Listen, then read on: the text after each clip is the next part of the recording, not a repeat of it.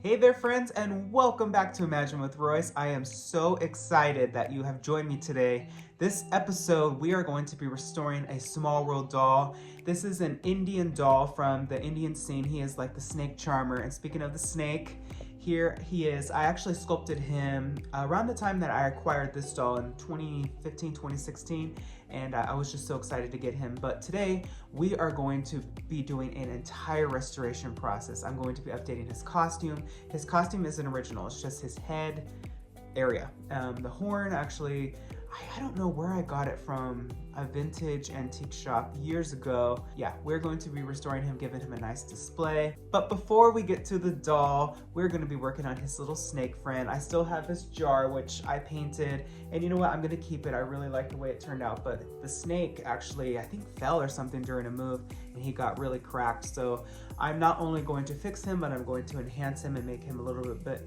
more ride accurate, so that way this display looks amazing. Sit back, relax, dreamers, and enjoy as we restore this beautiful It's a Small World display.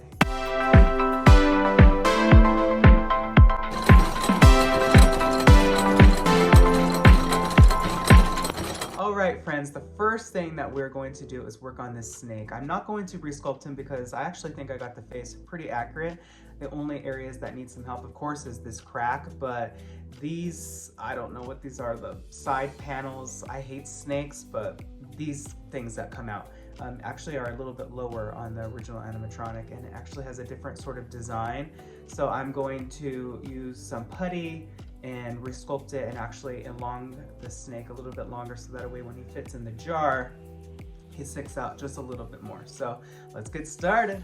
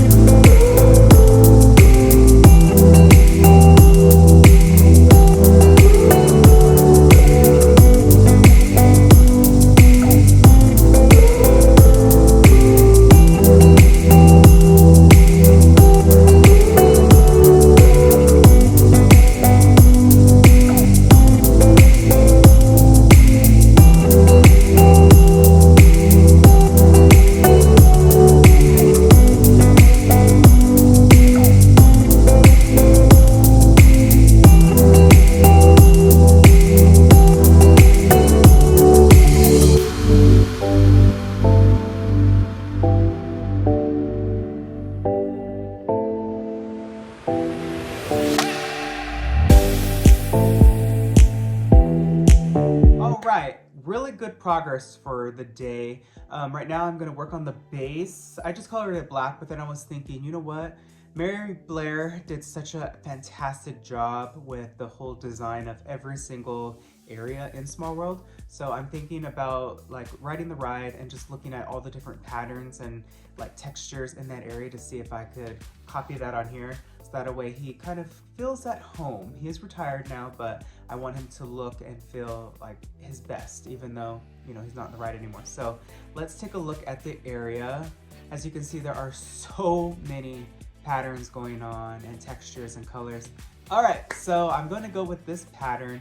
I think that it does fit best for a display. Now I'm going to get back to work on the snake.